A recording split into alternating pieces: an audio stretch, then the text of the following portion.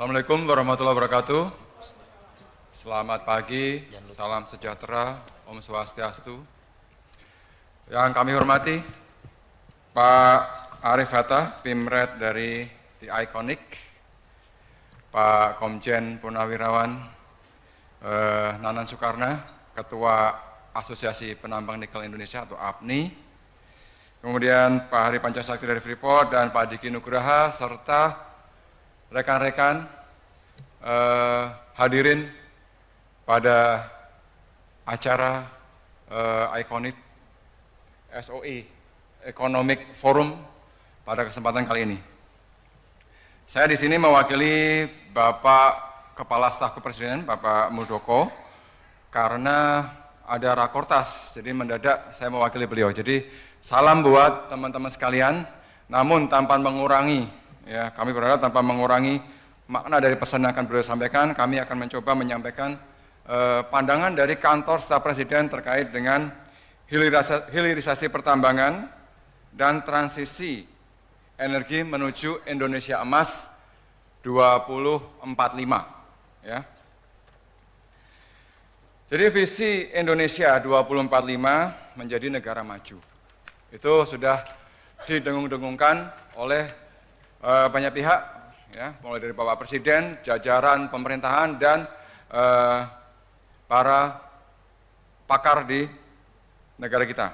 Nah, selanjutnya untuk bisa mencapai ke sana, apa yang diperlukan, apa yang dibutuhkan? Nah, dari sisi ya, pendapatan per kapita, balik lagi ke slide yang sebelumnya, ya. Untuk menuju 2045, kita perlu paling tidak, setidaknya kita perlu mengungkit pertumbuhan ekonomi kita sampai dengan 23.000 US dollar. Kita perlu mengungkit sampai di sana. Nah, untuk bisa sampai ke sana, apa yang perlu kita lakukan? Di tiap-tiap tahun, paling tidak, kita perlu pertumbuhan sekitar 6%. Dan ini bukan perkara mudah. Ya. Ini. Kalau tidak, ya, kita akan terjebak di middle income trap, ya, selamanya, atau dalam waktu lama sehingga rencana untuk menuju Indonesia Emas 2045 akan lewat. Dan kalau lewat, bonus demografi kita juga akan lewat. Sayangnya demikian. Makanya ini momentum kita perlu kejar sama-sama. Tidak hanya dari sisi pemerintah, tapi juga dari sisi stakeholder, pelaku usaha, masyarakat, akademisi, ya. Ini banyak mahasiswa ya kayaknya ya. Mahasiswa, anak muda, ini nanti untuk kalian semua, ya. 2045 bukan untuk kami-kami yang generasi kolonial dan mendekati milenial, tapi generasi kalian nanti, ya, 2045. Jadi teman-teman perlu perhatikan ini. Karena bukan untuk kami, untuk generasi kami, tapi untuk generasi kalian, ya. Nah, untuk mencapai ke sana, di dalam pemerintahan Bapak Presiden Joko Widodo, ya, menyiapkan 5 langkah strategis yang merupakan 5 arahan Presiden untuk mencapai Indonesia Emas 2045 dalam tempo masa pemerintahan beliau atau termin beliau di 2020 sampai 2024, 2019 sebenarnya, ya, sampai 2024. Kita menyiapkan 5, beliau menyiapkan 5 arahan, yaitu pembangunan SDM, pembangunan infrastruktur, penyederhanaan regulasi, kemudian penyederhanaan birokrasi, dan yang terakhir yang paling penting yaitu yang akan kita bahas di sini, transformasi ekonomi. Transformasi ekonominya melalui apa? Melalui hilirisasi, salah satunya, dan yang paling dominan nantinya. Ya. Itu. Kemudian karena waktu kami hanya 10 menit Pak ya, kami langsung ke slide berikutnya. Untuk mewujudkan hilirisasi yang merupakan salah satu instrumen, ya, untuk mewujudkan visi Indonesia 2045, di sini pemerintah sudah menyiapkan regulasi Undang-Undang Nomor 3 Tahun 2020 tentang pertambangan mineral dan batu bara pasal 102, di mana di sini mengatur pemegang IUP dan IUPK wajib meningkatkan nilai tambah mineral melalui pengolahan dan pemurnian. Disinilah bunyi regulasi hilirisasi sejak tahun 2020. Kemudian aturan turunannya yaitu PP 96 2021 tentang pelaksanaan pertambangan mineral dan batu bara. Di sini pemerintah menjamin keberlanjutan usaha, pengolahan dan pemurnian produk mineral melalui fasilitasi ekspor serta insentif fiskal dan non-fiskal. Di sini pemerintah menyediakan fasilitas untuk mendukung pelaku usaha, yaitu insentif fiskal dan non-fiskal. Kemudian, PR kita apa di sini?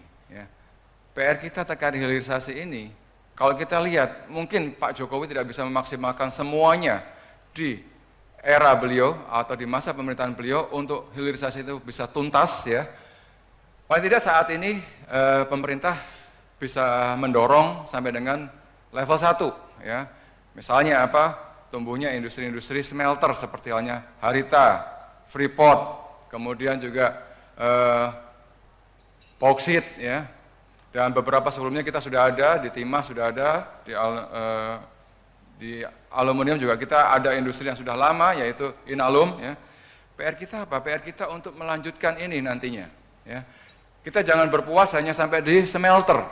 Tapi kita berharap habis smelter misalnya di nikel ya kan, itu nanti ada ferronikel ya. Ada nanti sampai dengan baterai. Di bauksit kita lakukan pelarangan bauksit. Kita berharap nanti ya jangan sampai di alumina saja. Refinery alumina atau biasa dibilang smelter ya, padahal itu sebenarnya masih refinery ya untuk bauksit. Ya. Kita ingin agar itu bisa nanti sampai dengan ingot, habis dari ingot nanti bisa menjadi kitchenware, bahkan sampai dengan home appliance lainnya yang bisa diproduksi dari aluminium. Itu harapan kita, yang tentunya di dalam masa bakti Presiden Joko Widodo belum bisa sampai ke sana karena keterbatasan waktu, dan ini nanti perlu keberlanjutan untuk sampai dengan level 2, level 3, bahkan sampai dengan kalau kita bicara hulu,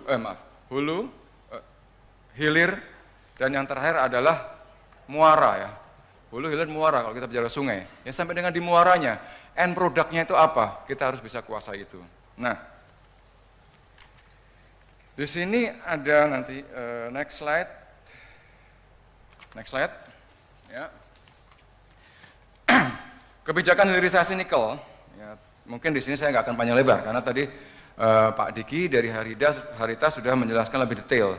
Tapi di sini pemerintah ingin menunjukkan bahwasanya saat ini Indonesia merupakan produsen terbesar nikel ya, sekitar 21 juta ton atau 22% dari cadangan nikel dunia berada di Indonesia, terbesar di dunia.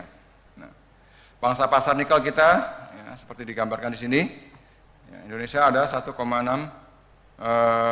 miliar metrik ton atau juta ton. Saat ini smelter ada 82 berdasarkan laporan dari Kementerian Perindustrian ke kami ya. 35 sudah beroperasi, 30 dalam tahap konstruksi dan 17 dalam tahap planning. Namun demikian, pemerintah sudah mempertimbangkan juga untuk pembatasan smelter. Kenapa? Jangan sampai juga tadi saya mendengar juga disampaikan oleh pembicara berikutnya, Pak Hari kalau nggak salah ya, bahwasanya kita bicara mengenai hilirisasi. Jangan lupa sampai hulunya. Nanti kalau hulunya habis kita mau apa dihilir kan gitu. Nah, pemerintah sekarang sedang mempertimbangkan untuk membatasi juga supaya apa? Nikel kita nggak keburu habis sebelum industri turunan di level 2, 3, 4 dan N produk derivatifnya itu terbangun. Kalau level 1 aja sudah dihabis-habisin, level 2 untuk misalnya pembuatan nantinya misalnya level 1 smelter ya, nikel jadi nickel pig iron atau ferronikel ya, nickel pig iron, ferronikel. Nah, kita pengen sampai dengan stainless steel, bahkan berikutnya nanti dari stainless steel kita plat-plat untuk bodi mobil, otomotif segala macam, industri turunannya, kita pengen sampai di sana. Kemudian yang baterai, jangan sampai kita belum membuat baterai, ya, nikel kita udah habis gara-gara apa? Di smelter kan, smelternya banyak, yang dieksploitasi banyak, habis itu diekspor. Ya. Ketika industri kita mau bangun itu, stok udah habis. Nah, pemerintah sekarang sedang mempertimbangkan supaya kita bisa mencari titik balancingnya supaya ketika industri level 1, 2, 3 dan berikutnya itu tumbuh, kita masih punya cadangannya. Termasuk juga tembaga. Ya, kita berharap nanti kerjasama dengan Freeport, industri turunannya juga kita bisa genjot. Kemudian kebijakan utama kita tadi larangan ekspor, kemudian percepatan pembangunan smelter, insentif fiskal, dan juga insentif oleh Bank Indonesia bagi bank yang memberikan kredit untuk sektor prioritas. Nah, tantangan karena tema kita di sini tidak hanya pertambangan, tapi juga mengenai transisi energi.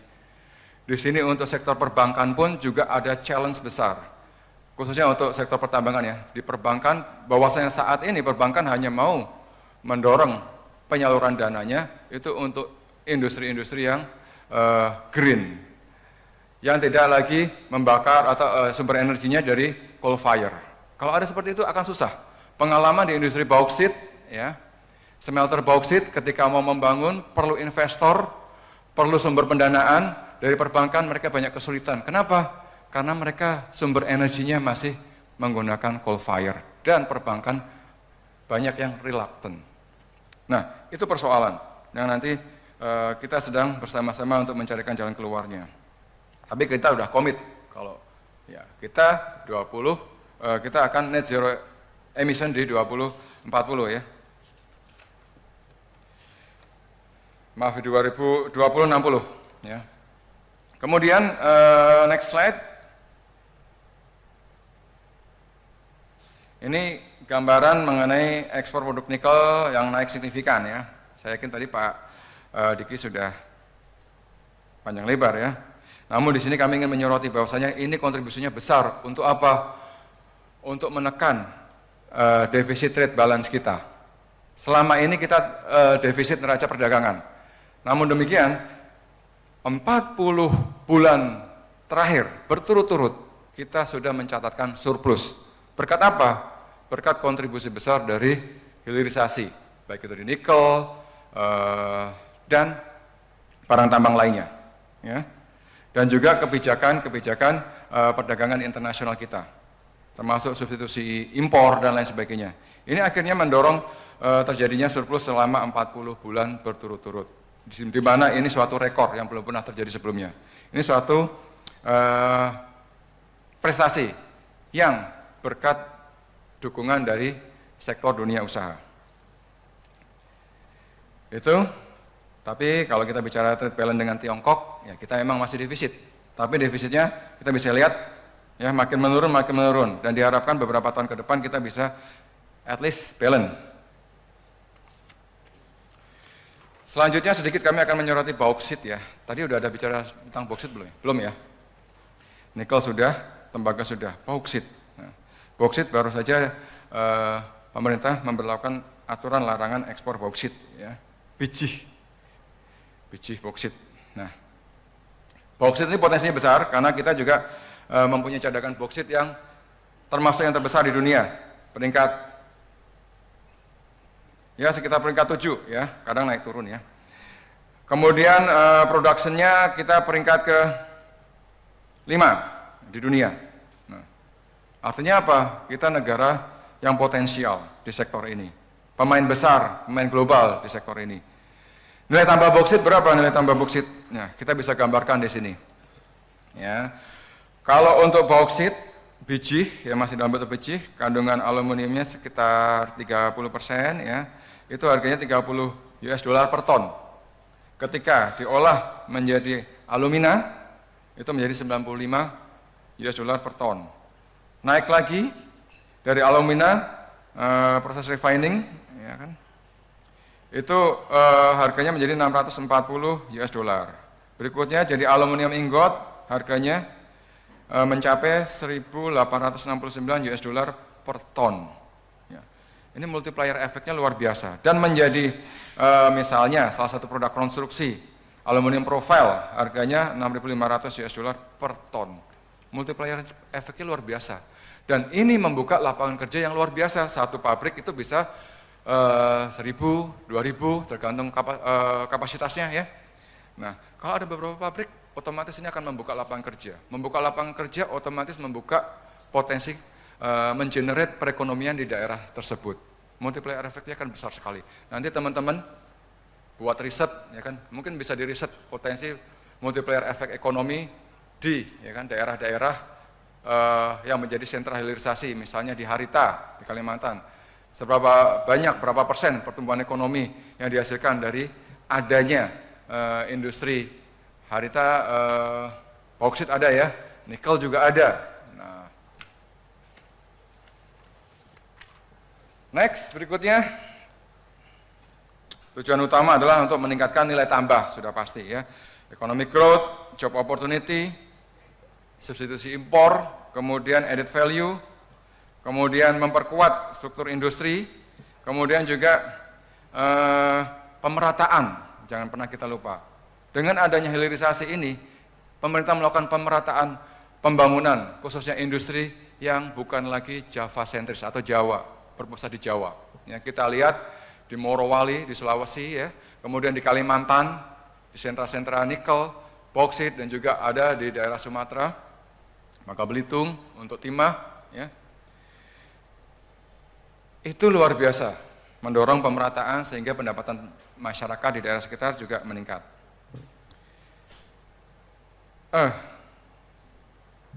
Dan yang terakhir adalah, otomatis adalah masuknya devisa dari luar negeri ke negara kita. Ini penting untuk memperkuat stabilitas moneter di nilai tukar kita. Ya. Kemudian terkait dengan kebijakan pendukung, pemerintah telah mencoba untuk membangun infrastruktur untuk pemenuhan kebutuhan konektivitas antara sektor industri, distribusi, dan juga perdagangan.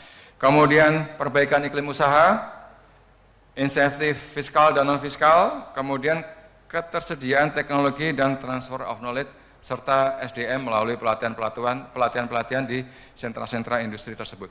Nah, namun demikian, ada yang perlu kami tekankan di sini bahwasanya terkait dengan industrialisasi ini melalui hilirisasi, ada satu PR penting yang ketika kami turun ke lapangan melalui kegiatan verifikasi lapangan yang kami soroti, ternyata ada kelemahan di sini yang ini menjadi PR untuk kita semua, khususnya dunia akademisi, karena pemerintah perlu dukungan dunia akademisi dan juga peneliti serta dunia industri.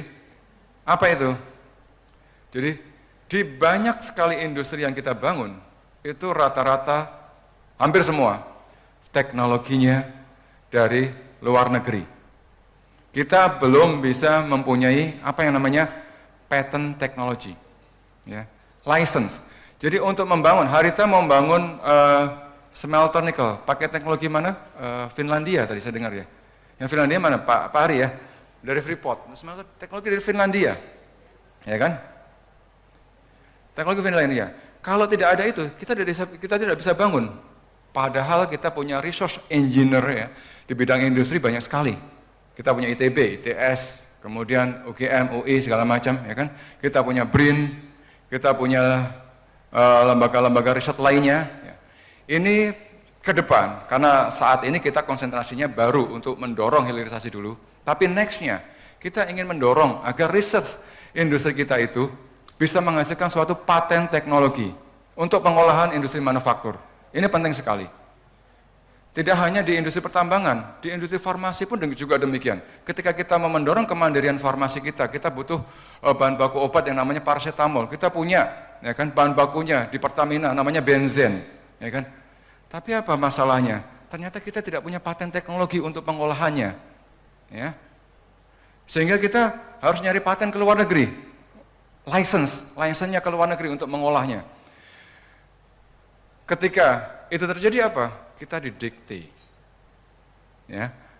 Mereka merasa, oh, kalau kita kasih lisensinya ke Indonesia, Indonesia bangun, nah, prinsipal di luar negerinya, nah, nanti kita nggak bisa pasarkan ke Indonesia. Nah, ini yang jadi problem. Ya. Tapi kalau di pertambangan, sepertinya belum sampai ke sana ya. Dinamika, problematika masalah lisensi teknologi ini dengan pihak prinsipal, sehingga menghambat laju kita untuk mendorong hilirisasi di sektor farmasi, kemudian sektor industri manufaktur lainnya. Ini sangat krusial sekali. Nah, teman-teman di sini yang di bidang industri, ya, engineering, ya, coba bisa dorong research untuk research jangan hanya sekedar research untuk paperwork, tapi diarahkan untuk bisa finalnya itu adalah paten atau license. Termasuk yang mungkin sederhana ya, tidak semuanya harus industri manufaktur besar. Sederhana kita punya sumber daya alam yang luar biasa, tanaman, obat dan segala macam. Itu juga kita bisa hilirisasi dengan teknologi sederhana, distilasi dan sebagainya untuk kita ekstrak untuk menjadi satu bahan baku obat atau obat yang siap dikonsumsi dan sebagainya. Nah, ini penting sekali. Berikutnya terkait dengan roadmap sektor energi. Ya, next slide. Komitmen Indonesia dalam transisi energi menuju net zero emission di tahun 2060. Berapa tahun lagi? Sekitar 2040, 37 tahun lagi. Kami yang generasi kolonial barangkali udah pada pensiun. Ya, teman-teman nantinya bahkan juga sudah menjelang pensiun kalau 37 tahun lagi ya, kalau saat ini sedang di dunia kerja. Nah, ini roadmap-nya ya. Sampai dengan 2060 kita harus benar-benar net zero emission. Ini tantangannya berat sekali. Mulai dari 2021 kita harus persiapkan. Kita sudah persiapkan ya. Kita sudah perpres energi baru terbarukan atau EBT ya. Kita sudah, kemudian di tahun 2026 kita rencana stop impor LPG ya. EBT 42% didominasi PLTS dan lain sebagainya. Kemudian 2031-2035 retirement atau penghentian PLTU tahap pertama ya. Subcritical terkoneksi antar pulau mulai COD. Kemudian EBT 57%, dominasi PLTS. Kemudian hydro dan panas bumi atau geothermal, listrik dan kapasitas sekitar 2085 kWh per kapita. Kemudian 2036 sampai 2040 penghentian PLTU tahap kedua, subcritical, critical, dan sebagian supercritical. Ya. Kemudian saya langsung jumping aja, 2041-2050 PLTN pertama diharapkan mulai COD. Kemudian EBT 87% didominasi oleh biomass dan PLTS. Ini sangat challenging sekali nih kalau kita bicara PLTN. Nanti tantangannya dan juga dinamikanya, protes dari banyak pihak. Ini juga perlu kita mitigasi ya, terkait dengan keamanan lingkungan, challenge-nya besar sekali. Tapi kenapa kita harus siapkan? Karena yang kita bicarakan di 2060 adalah net zero emission. Ya. Dan nuclear zero emission, no emission. Jadi mau nggak mau kita dorong. Kita berharap di tahun tersebut sudah ada teknologi-teknologi yang lebih aman, safety and security untuk environment-nya. Nah, saat ini sudah ada teknologi modular, namun secara kita lagi mempertimbangkan impact dan dampak nanti terkait dengan environment dan juga reaksi publik terkait ini, kita sedang mitigasi. Kita bisa melihat negara Eropa, Perancis, ya, ketika kita bicara mengenai nuklir, ini sangat signifikan. Kenapa? Mereka punya transportation network yang luar biasa maju sekali. Kalau kita trace back, kuncinya di mana? Kuncinya adalah di pembangkit tenaga nuklir yang mereka gunakan. Electricity mereka menggunakan nuklir. Kalau kita hanya mengandalkan EBT, energi baru terbarukan, EBT berarti ya, energi baru terbarukan, itu intermittent. Ya. Reliability-nya, kepastiannya, jumlahnya, volumenya, daya ungkitnya, semuanya terbatas. Kita masih perlu, dan ke depan ke sana. Dan berikutnya, saya ingin mendorong rekan-rekan di sini untuk coba mencermati. Ada satu sumber energi terbarukan juga, yang sangat potensial, tapi tidak banyak disorot saat ini di Indonesia, di luar sudah. Apa itu? Hidrogen. Ya. Kenapa hidrogen penting untuk kita sorot ke depan? Dan sektor dunia usaha pun perlu menyorotin ini, karena prospek cuannya pun juga besar kalau ini nanti ekosistemnya bisa kita bangun dan jadi. Ya. Kita saat ini ada di level ketika kita bicara net zero emission, environment, green energy, green industry, arahnya kemana? Listrik. Ya. Dan yang paling kencang digaungkan apa? Mobil listrik, kendaraan listrik. Teman-teman perlu melihat sumber listriknya dari mana. Betul nggak? Kalau masih PLTU, ya kan? Tapi ya, memang itu harus kita lakukan. Karena apa? Kita bertahap, gitu. Itu dulu kita bangun. Ekosistem listrik sudah terbangun semuanya, ya kan? Kendaraan sudah menjadi lebih masif, ya kan?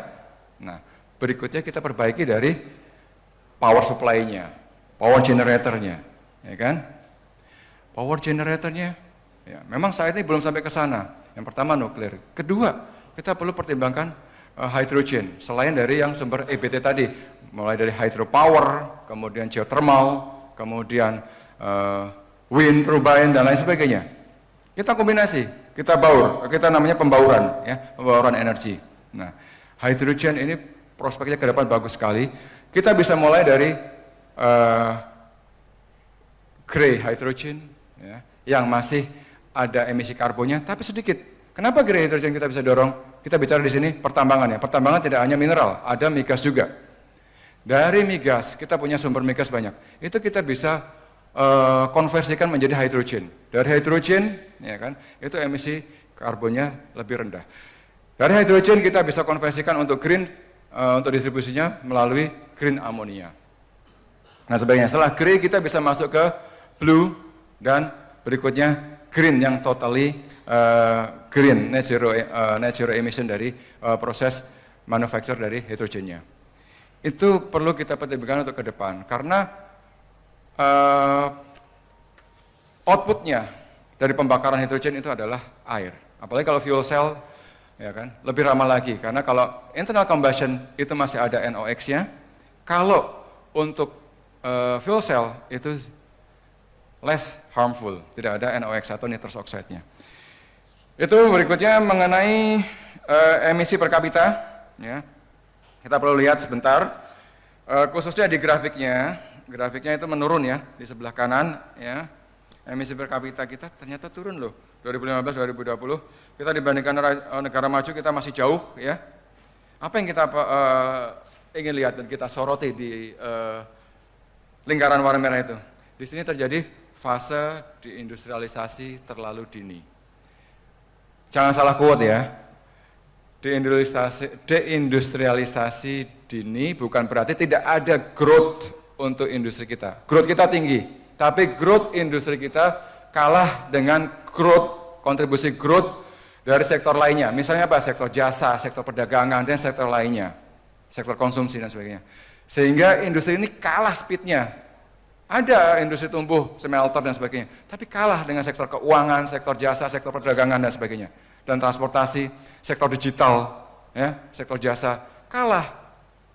Itu yang dimaksud deindustrialisasi terlalu dini. Kita sebenarnya, kalau ingin menjadi negara maju, nah, kita jangan sampai masuk di fase deindustrialisasi dini. Ya.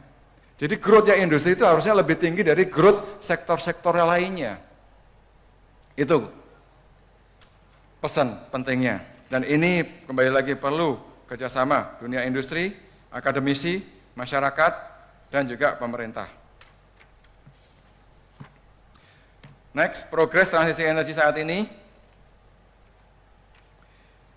50-60% pembangkit listrik di Indonesia menggunakan batu bara. Ya.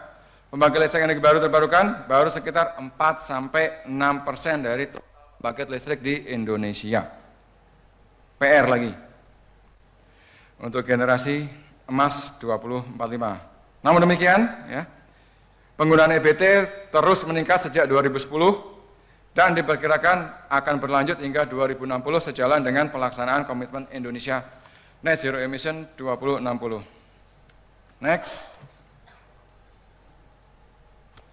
Nah ini penurunan emisi ini sebenarnya juga dapat berdampak positif bagi pertumbuhan ekonomi kita, ya. Ada titik-titiknya. Namun, ya, maksudnya di sini adalah namun, tapi, ya, ada kondisinya, ya. Apa itu? Kalau kita bisa memanfaatkan momentumnya, sekali lagi kita bicara penurunan emisi, net zero emission, ya kan? Kalau kita kembali lagi hanya sebagai follower the mainstream, ya kan? Kita tidak tahu nih sebenarnya arahnya kemana, kita hanya ikut-ikutan, kita tidak tahu tuh potensi-potensinya, ada peluang-peluang apa di depan yang bisa kita ambil, dan kita hanya mengekor saja, yang namanya ekor pasti akan di belakang. Yang ambil momentum siapa?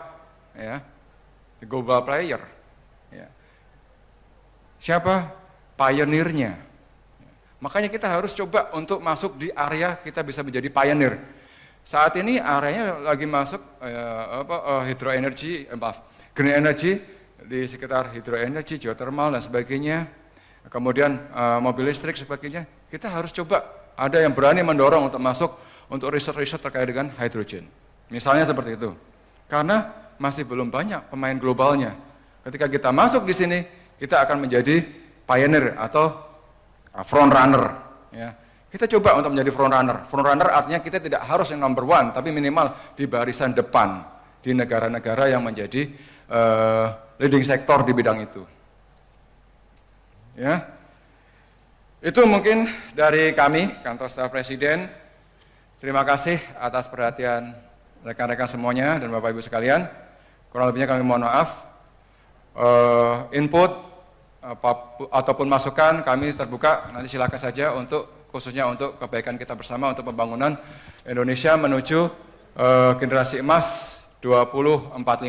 Demikian kami akhiri. Wabillahi taufiq wal hidayah. Wassalamualaikum warahmatullahi wabarakatuh. Baik, waalaikumsalam warahmatullahi wabarakatuh. Izin berkenan kepada Bapak Agung Krisdianto tetap berada di atas stage. Kita selanjutnya persembahan dari The Arcanum Mix.